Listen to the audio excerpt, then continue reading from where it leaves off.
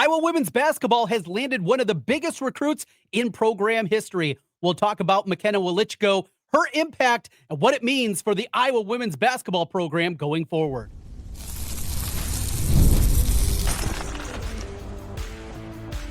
You are Locked On Hawkeyes, your daily podcast on the Iowa Hawkeyes. Part of the Locked On Podcast Network, your team every day. Hey, welcome in. I'm Trent Condon, and this is the Locked On Hawkeyes podcast. Thanks for making Locked On Hawkeyes your first listen every day. I've been covering the Hawkeyes for over 20 years on the radio here in the state of Iowa. You can hear me currently on the Iowa Sports Radio Network each weekday from noon to 2, talking the world of sports and a lot of Hawkeyes with you. You can catch me in Des Moines on 106.3 KXNO, our flagship, along with stations in the Quad Cities, Iowa City, Cedar Rapids, and Sioux City. Today's episode is brought to you by Mazda. Like our players, we sweat every detail because when you make every move count, pulling off the unexpected is only the beginning. Stay tuned later for highlights in this week's Moving the Game Forward, Mazda, Move and Be Moved. Today, a look at what we are going to see with the big commitment of McKenna Woliczko, what that means for the women's basketball program. Plus, let's have a brief overview during the Iowa football bye week, a good time to take a look at this women's basketball team for this upcoming season. We will break that down. Also have some thoughts on men's basketball, of what we expect to see out of the squad this year, including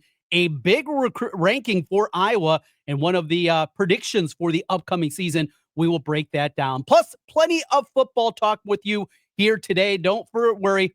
Yes, we have you covered. We're going to talk about, is it time for the youngsters to come in at linebacker for Iowa? We've talked about that troika of redshirt freshmen. Is the time now after the bye week for Iowa to get them involved and get them out on the field? And plus the latest on the Mark Gronowski injury, all to come today. But we open up with the big news, as we mentioned yesterday with Todd and touched on it briefly. McKenna Woliczko makes her commitment to Iowa. And this is certainly impactful. Now, it'd been trending this direction for a while.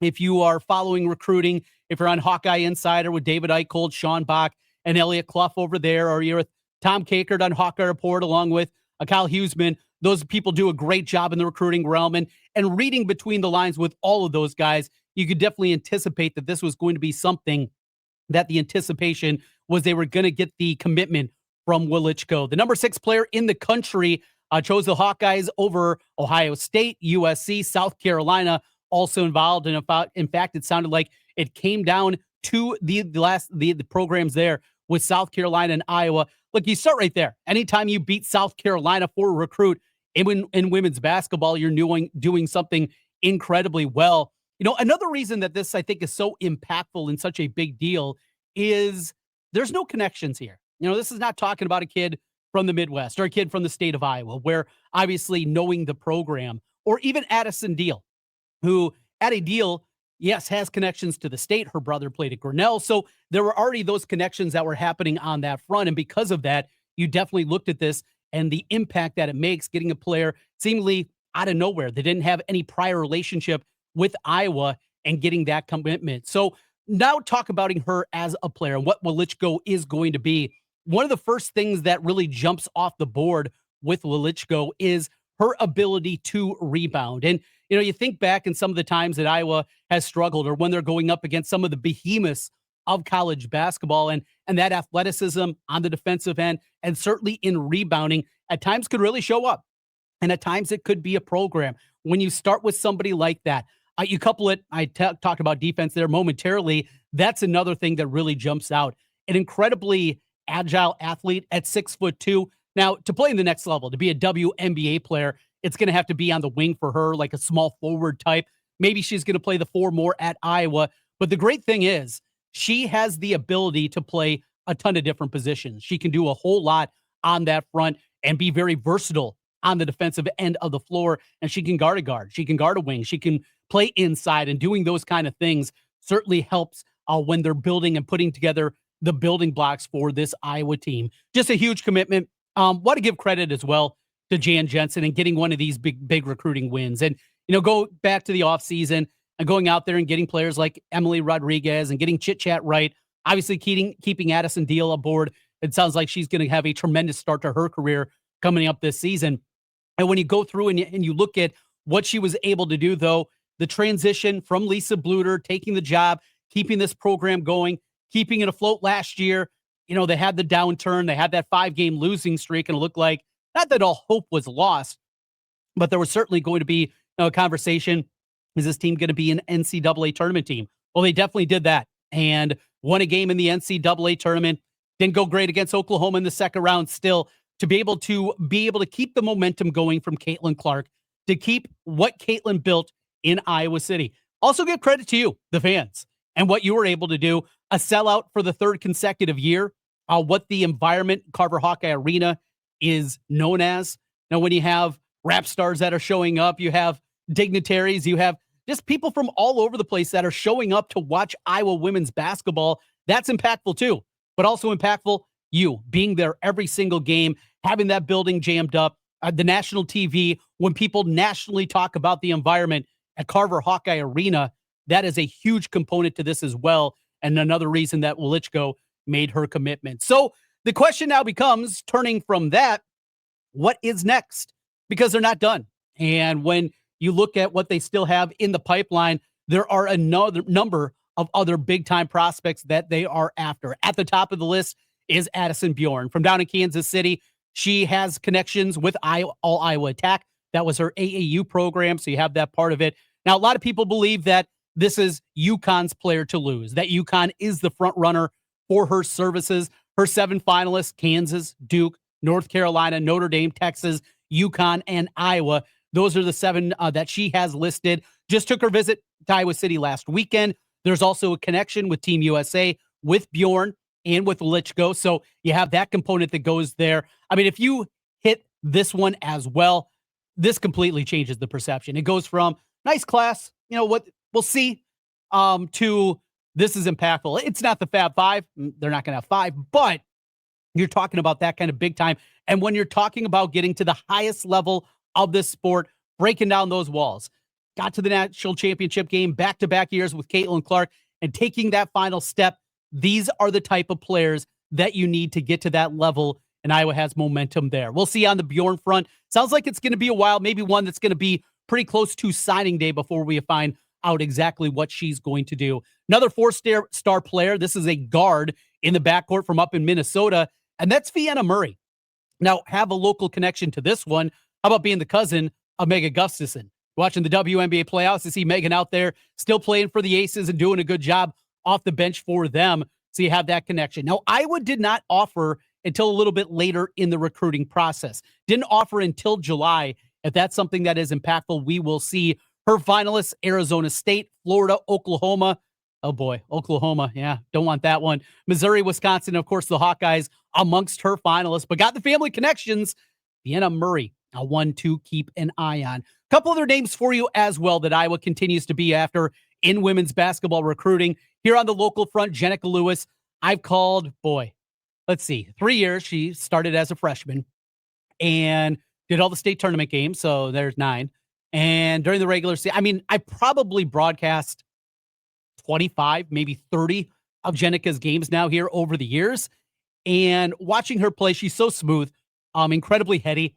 I don't think she has the handles to be a full-time point guard. She can do that. And maybe a reserve role, a combo guard, I think is more of the designation for Jenica Lewis. But she's a tremendous player, can really shoot it from the outside, and a number 22 player in the country. Another 4-star player, they're after Amari Biles from down in Texas.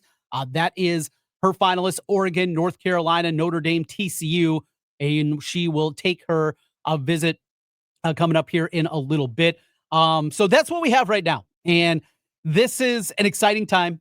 Jensen, so easy to root for. Just a great person, incredibly personable, and you hope by nothing for the best. Not just as a Hawkeye fan, but just people. People that make this world a little bit better. And you certainly have that with Jensen. Easy to root for of what she's been able to do and keep this momentum going forward for women's basketball. Well, let's get over to the men's side of things and talk a little bit about this squad. We'll also take a look at the women's team this season. What should the expectations be? Expectations pretty big in men's basketball, women's basketball. Gonna be a fun winter. Plus, we got football talk coming up for you. We're going to break down the linebackers. Is it time to get the youngsters on the field? We'll talk about that as we continue Locked On Hawkeyes. The NFL season is here, and FanDuel has an offer you don't want to miss. Right now, new customers can bet just $5 and get $300 in bonus bets if you win. That's right, pick a bet, put down $5, and if it hits, you'll unlock $300 in bonus bets to use across the app. I love the FanDuel app for so many reasons. Their deep menu of what they have when you're taking a look at everything happening from the world of futures. Maybe you're taking a look at a same-game parlay. How about this? Jump into the game with their live betting feature, as good as you're going to find. It makes watching football more exciting when, you got a little scratch in the game and riding on the action. What are you waiting for? Visit FanDuel.com to download the FanDuel app today and get started. FanDuel.com. This episode is also brought to you by Square. Your favorite neighborhood spots run on Square. There are certain businesses that make the neighborhood just that, the neighborhood. These are the places that become an extension of your home. Maybe it's that corner sports bar you like to stop, grab a cold one, maybe some wings. It could be that local chain you've been rooted in your community for years. These businesses are what bring people together. When neighborhood businesses thrive, the whole neighborhood thrives. There are so many great businesses. It doesn't matter where you go here locally that use Square. They're impactful, and community is just that. These are the places that are important for us to make that community what it is. Money spent in the neighborhood stays in the neighborhood. Love that, and love what Square does for our local businesses. Square is a proud partner of more than 4 million neighborhood businesses around the world. You can go to square.com/go/LockedOnCollege to learn more. But before you do, go support your favorite neighborhood spot. You'll be happy that you did. Square, see you in the neighborhood.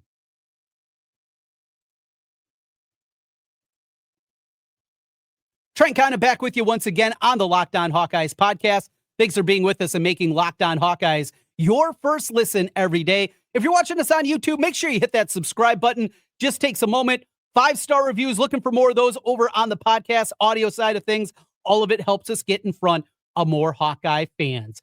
Mention this year's women's basketball team and what they're going to have coming up this season. So talk from time to time about expectations. That's something that I think is incredibly impactful when you're looking at squads, what it's going to be, what they're going to look like, and just where the temperament is of the fan base. So I like to go first and start looking at things in a different way. And you look through the Big Ten this season and who are going to be those top level teams. Well, USC would be at the top of the list, I know, for a lot of people, but obviously with the injury a year ago and what we saw on that front, the loss of Juju Watkins was so impactful to them. UCLA was a behemoth again last year, and what the Bruins were able to put together last season in a 34-3 year. Lauren Betts and Kiki Rice and Jaquez. I mean, that team's absolutely loaded of what they had a season ago. So you got the two teams from the left coast and what they're going to be going forward. Ohio State, they're going to be there. They're going to be a problem every single year. Michigan's been a good program. Indiana has put together a lot of nice years. Michigan State, Illinois. I mean, the Big Ten last season was just so incredibly deep. And the depth of that conference is going to be there again this season. Had a Final Four team a year ago, another team in the Elite Eight, a Sweet 16 team in Maryland, didn't even mention the Terps, Oregon, Nebraska, Washington, all tournament teams from a year ago. The depth of this conference every single year, it's eye-opening. And you got to be ready to go from the top of the jump. So you lose Lucy Olson last year, and here comes Chit Chat Wright. Chit Chat is undersized, not the biggest player by any means. I want to see what they do in that backcourt, though, with her and Addison Deal. Addie Deal, a player that opened some eyes going back to what we saw, dating back to the open summer workouts. And when some of the media, the beat writers were there, they just said she was shooting it tremendously. And if they get that kind of shooting, you're going to feel great. Of course, you have the veterans as well in the backcourt with Taylor McCabe and Kylie Feuerbach. Feuerbach turned into that defensive stopper a year ago. What she did as a defender. We know what a tremendous shooter McCabe can be and what she can do on that front. I mentioned earlier Emily Rodriguez, and I'm so excited to see what she can be for this squad. Rodriguez, inside, outside, a really unique skill set for her, good size to her as well, a really good defender. And if that offensive game continues to develop, what she's going to be. The star of this team, Hannah Stuelke. The question, as it was a year ago, can she play the four? Can she be a player that you can play with a traditional center in there and not just be the player that can beat everybody down the floor with her great speed and athleticism, but be that player that diversifies her skill set more, hitting that elbow jumper, stepping out and knocking down an open three from the top of the key. If that develops with Hannah Stuelke, along with all the other skills that she had, fresh off a gold medal appearance this summer, definitely the sky is high for Hannah Stuelke and what she can do. And then in the middle, of course, you got Ava Hayden and Layla Hayes. Hayden, we saw it a year ago. I mean, the light bulb turned on late in the season, and just how good she was late in the year, you expect that to continue. They also anticipate that Hayes is going to be able to help them right away and maybe be even a little bit further ahead than Hayden was early last season. That would be great to see, and you're kind of splitting reps in the middle with both of those players. You got the sophomores, Tegan Mulaney. We saw glimpses out of her a year ago, along with Taylor Stremlow, and both of those players, how helpful they can be, as more complementary players. I mean, they're not going to, I don't think, develop into all Big Ten type of performers, but they're both really good players. Should be a good squad. I think a minimum NCAA tournament, around a 32 team. Again, I think that's the baseline expectation. But if Deal hits the ground running right away, it can turn into a star. If Chit Chat Wright is able to go out there and really speed up what they want to do tempo-wise and can be that impactful point guard for them, this team definitely can be in that conversation as a top 15 type of team. The pieces are definitely in place on the women's side. Let's jump over to the men's side and talk a little men's basketball. So as we talked about with the men's team, I think the baseline expectation, much like the women's team, be an NCAA tournament team. And you might say, boy, that seems like a lot to me. Year number one of a new staff, year number one, really a changing of the culture inside of Iowa basketball. That seems like too much, but I start with the player we always start with, and that's Bennett Stirtz. When you have a potential All-American point guard and a point guard that is maybe going to be as good as anybody we've seen since Andre Woolridge, if he lives up to expectations, when you have a guy like Bennett Stirtz, I think you have to start right there, that this team is going to hit the ground running. And you saw what he did a year ago, not just doing it in the Missouri Valley Conference, but when they took on major conference teams, just how good, how natural, what a leader that he is. And that's why I start with that one. Getting Fool Garris from Robert Morris, I think, was a huge pickup as well. Hearing some good things about what he's done during this offseason. He played internationally with the Spanish team, and he's a little bit behind on that. He got started early, though, with the Iowa staff and learning. One thing, though, about all these guys is how they're going to look, not just on the defensive end. We've talked a ton about that, of they're going to be obviously better than what we saw under Fran on the defensive end of the floor. There is a real dedication to what they do on the defensive side of the ball, but also what you're going to see in making that extra pass. Offensively, Fran's teams were excellent. They got up and down the floor. They were incredibly efficient. They did all those pieces that you certainly look for in an offensive team. This is going to look different, but great shooting is going to go hand in hand. And what they're going to be able to do from behind the three-point line, I think, is going to go a long way. So I saw this yesterday from The Athletic and CJ Moore, who I've had on my radio program a number of times throughout the year. Really like CJ and the work. He's a Kansas City-based guy. And CJ came out with his Big Ten preview. And he had Iowa 4th. And I know that was eye-opening for a lot of people. When I talk about this team at minimum being a top half team, I've even got pushback on that, being a top 9 team in the Big Ten. And I think that's silly in its own right. But that aside, to see them 4th from a national writer, I think said a lot. Now, CJ Moore also knows a ton about Ben McCollum, being down in the Kansas City area, watching his teams at Northwest Missouri State. He kind of has a little more infinite inside knowledge of what Ben McCollum's going to be.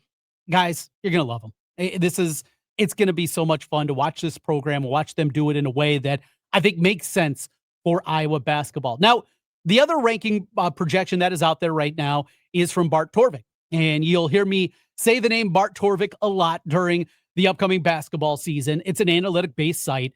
He has Iowa, though, in 9th in the Big Ten. Now, one thing, when I first looked at these rankings a couple of weeks ago, Michigan and what they did in the portal, bringing in Cadeau from North Carolina. They got a couple of veterans that have been around for a while. Roddy Gale, who started his career at Ohio State. He's been there the last couple of seasons. Cheddar's back for him, the power forward. Got a couple other guys. They bring in a really good freshman as well in McKenna. But I was surprised to see them 3rd in the country. Also, Purdue, they're 4th in the country. Illinois, 8th. UCLA, 9th. Ohio State, 19th. Michigan State, 22nd. USC, 25th. Wisconsin, 29. Oregon, 30. And there's Iowa coming in at number 38 in his preseason rankings, what the numbers spit out for this one. This Iowa team's going to be good. And I think they're going to be able to beat you in a myriad of different ways. But shooting, passing, sharing the ball, Fulgaris can shoot it. We know Stirtz can.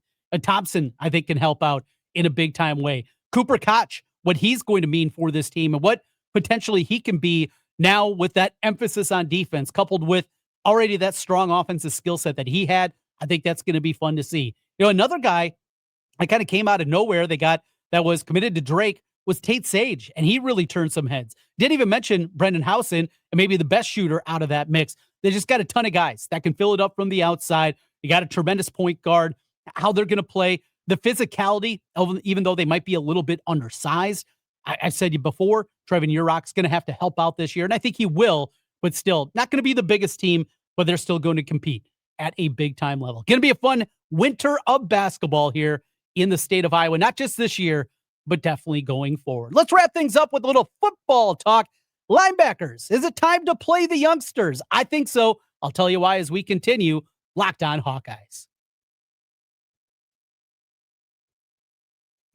Mazda crafts cars for those who do more than simply move. Mazda delivers confidence with every ride, with more IIHS Top Safety Pick Plus awards than anybody else as of August 2025. You can make everyday drives feel like anything but, from smooth handling to great control. With all-wheel drive standard in almost every crossover SUV, you can drive with confidence through almost any season. Like our players, we sweat every detail because when you make every move count, impossible becomes irrelevant. Mazda, move and be moved. Today's episode of Locked On Hawkeyes is also brought to you by Game Time. College football is here. We couldn't be more excited for it as we flip the calendar into October. The tailgates, the rivalries, energy in the stands. You definitely felt that Saturday at Kinnick. There's nothing like it. But let's be real. Actually getting tickets can feel like more of a battle than the game itself. Endless queues, hidden fees, and prices jumping for you at checkout. That's why I use Game Time. It's the app that gives the advantage back to you, the fan. It's the easiest way to score last-minute tickets at the best prices with no surprise fees. What you see is what you pay. Looking forward to the next time Iowa is in town, as it's going to be a tremendous slate. You got Penn State, you got Minnesota, you got Oregon, all coming to Kinnick Stadium. And you take a look at the app, you can find great deals out there. And remember, no more of those surprise fees. Plus, I love that they have zone deals. Pick a section, Game Time picks the seats, and you save big. Take the guesswork out of buying college football tickets with Game Time. Download the Game Time app, create an account, and use code LOCKEDONCollege for $20 off your first purchase. Terms apply. Again, that's promo code LOCKEDONCollege, LOCKEDONCOLLEGE for $20 off. Swipe, tap, ticket, go. Download Game Time today.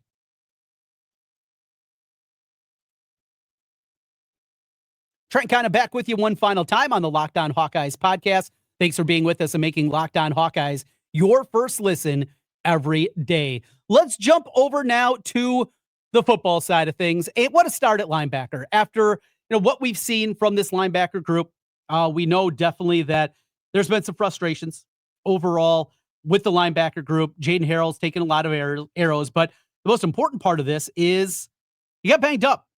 He had to leave the game with an injury, and we'll see exactly what his availability is going to look like. But as we've talked about the young guns, the 3 redshirt freshman linebackers, Preston Reese, who got a lot of pub during the offseason leading into the year, as Bruce Feldman in his annual freaks list that he puts out at The Athletic, he had Preston Reese listed there. Speed, absolutely has it at a high level, continues to grow the position. Now he's got to understand it. We've seen him out there on special teams, Cam Buffington and Derek Weiskopf. Those 3 guys that have a chance and are definitely the future of the linebackers. And what you see going forward with those guys is going to be tremendous. But with the questions there, and maybe it makes more sense to do it this way. You go with the veteran, and if you believe that you can upgrade this position by moving Carson Shire to the middle spot, put him at Mike linebacker, And then maybe it's Reese in there. Maybe whoever is best suited out of those three guys to go then over to the other side. You can still play Rexroth as your third linebacker when you do go with a traditional 4-3 defensive lineup. And that's a direction that you can go. But the time is now. And with the bye week here, knowing what's going to be in front of you with a Wisconsin team that's going to try to run the ball again, this is a game that the Badgers have circled, and we'll definitely talk more about this game next week. But when you go through and you look at it, it makes a lot of sense to do it at this point. If you believe that the upside is there, and it's not just about getting some reps, it's not just about the future, but these guys can help you right now, you got to do it. Iowa has to have difference makers out there. And if you don't feel like you're getting that kind of play, I believe the time is now. Mark Gronowski's injury, cloudy. That's what Tim Lester told us earlier in the week. We'll hear from Kirk next week and get potentially an update on that front. Can you get by the Wisconsin game without playing Mark Gronowski? And the answer, I think, is yes. That's how far Wisconsin has fallen. And it's unthinkable. I mean, if you watch college football for the last, 30 years, 32 years, since Barry Alvarez got them turned around and got that first Rose Bowl, it is unthinkable that that's what we're talking about with Wisconsin football. But that's how far they have fallen. And if you're watching Locked On Badgers, you know that Ryan over there is already talking about potential candidates to replace Luke Fickell, who almost everybody thought was an absolute home run hire. That this was perfect. But he made a mistake in trying to change their philosophy, their DNA as a football program and go to more of a wide open offense. It didn't work. Now they're trying to go back, but you're going back now with not as good of players. Can I would go in there with Hank Brown or Jeremy Hicklinski and get it done? I think they can. Now it's going to have to be a slugfest kind of game. I don't think they can get in a shootout, and I don't think they will against Wisconsin, but I think they can get by. Hank Brown missed on a screen and didn't set his feet, didn't make the throw, didn't get it done, and that's going to linger. And it's going to linger throughout this season and going forward. I think that's one that's going to sting for a long time because they had the Hoosiers beat. And all it takes is a completion on a screen pass, and we're having a different conversation today. But he didn't. Still, you can see enough in that arm talent, processing, going back to spring practice, going back to Open Kids Day. Hank Brown, I think, has shown enough that this guy can be the guy going forward. And there's a lot of love for Hicklinski, too. And maybe with Hicklinski, we'll see a little bit of the slow mesh. That's what he ran at Wake Forest with Warren Ruggiero, the offensive coordinator at the time, and now the analyst with Iowa. I think you're in good shape to do that. We'll see next week. Got an MRI. It was still cloudy. That's concerning. Mark Gronowski, though, if this team is going to still push, make a strong run in the back third of the season, Mark Gronowski is going to have to be a big part of that. That'll do it for today. Thanks for being with us and making Locked On Hawkeyes your first listen every day. Again, hit subscribe if you're watching us on YouTube, or a 5-star review if you're on the podcast side. Really do say thank you to all of you. And a big thank you to you everydayers with us every single day. We are your daily Iowa Hawkeye podcast. We'll be back with you tomorrow. Tom Kakert from HawkeyeReport.com will join us. Until then, go Hawks.